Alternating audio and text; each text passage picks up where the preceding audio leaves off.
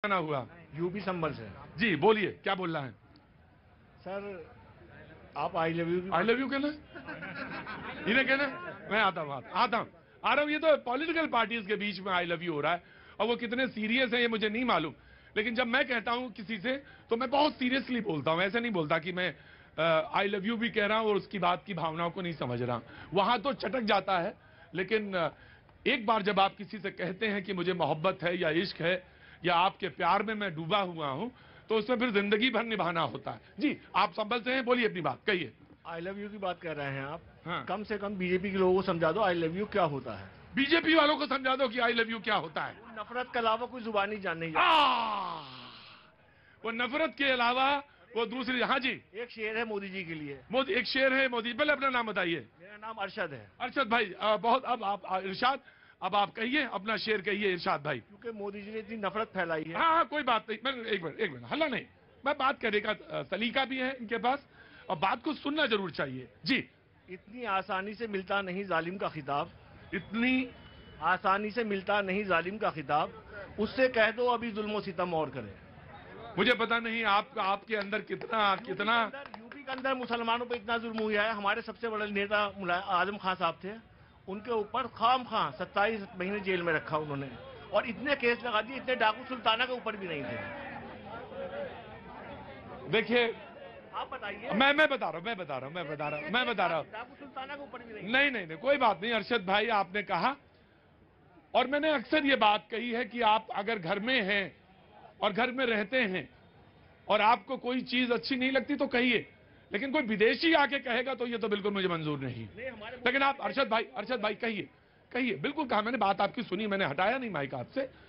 लेकिन एक चीज जरूर ध्यान में रखिए, जो बार बार कहते हैं, आपने एक वाक्य बोला, एक सेंटेंस बोला जिससे मैं बिल्कुल इत्तेफाक नहीं रखता, और आपने कहा कि हिंदुस्तान में मुसलमान बहुत परेशान है। आपने एक मिसाल दी। देखिए हुजूर आली, मैं एक बात कहता हूं अरशद भाई, जैसा बोगे ना काटोगे वैसे ही। जी बैठिए जनाब आली। हिंदुस्तान में मुसलमान, मैं मुद्दा कुछ और लेके आया था, लेकिन मैं पहला जवाब दिलवाना चाहता हूं। हिंदुस्तान में वो मुद्दा रखा गया किनारे। हिंदुस्तान में मुसलमान परेशान है, हैरान है, और बहुत ज्यादा समस्या में है, उसको परेशानी है, उसको दबाया जा रहा है। इसका जवाब पहले चाहता हूं मैं। सबसे पहले समस्त देशवासियों को महाशिवरात्रि की हार्दिक शुभकामनाएं। अब कोई ये कह देगा अरशद भाई, अरे भाई आप तो बिके हुए हैं। ये भी समस्या है इस देश में अरशद भाई, ये भी एक समस्या है। असल में होता क्या है कि जब दिल खुलते हैं तब बातें होती हैं।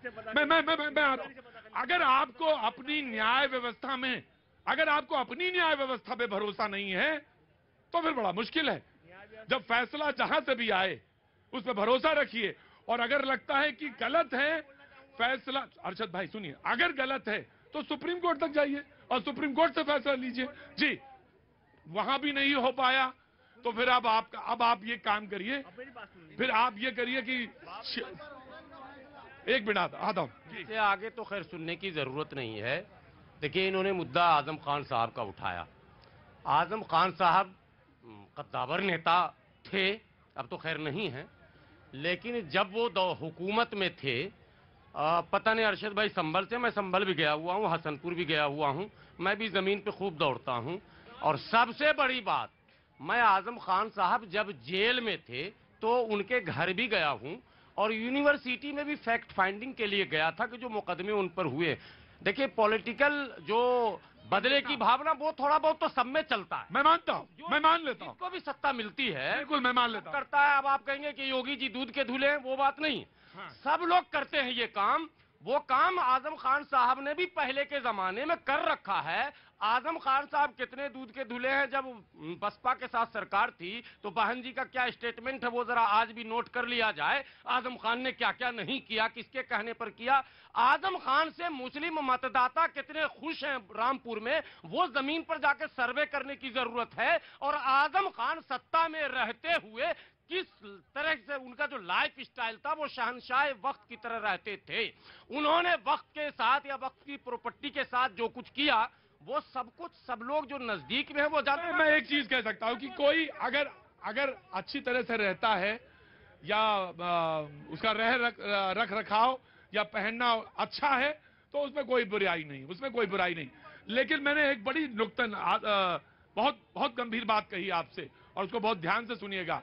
अगर आपको लगता है कि फैसला आपके हक में नहीं आया तो आप जो चाहेंगे यहां बोल लेंगे, आपको इजाजत है, लेकिन यकीन मानिएगा, जरा सा 100, 200, 250, 400, 1000 किलोमीटर इधर चले जाइएगा और फिर जरा बोल के दिखाइएगा, तब समझ में आएगा हिंदुस्तान में कौन कितना आजाद है और कौन कितना बोल सकता है।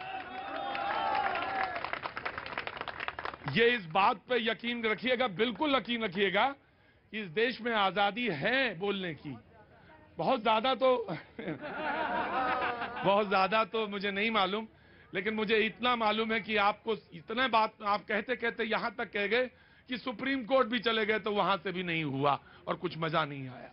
आप कह सकते हैं, आपको पूरी आजादी है इस मुल्क में कहने के, मैं आ रहा हूं बेटा, आ रहा हूं।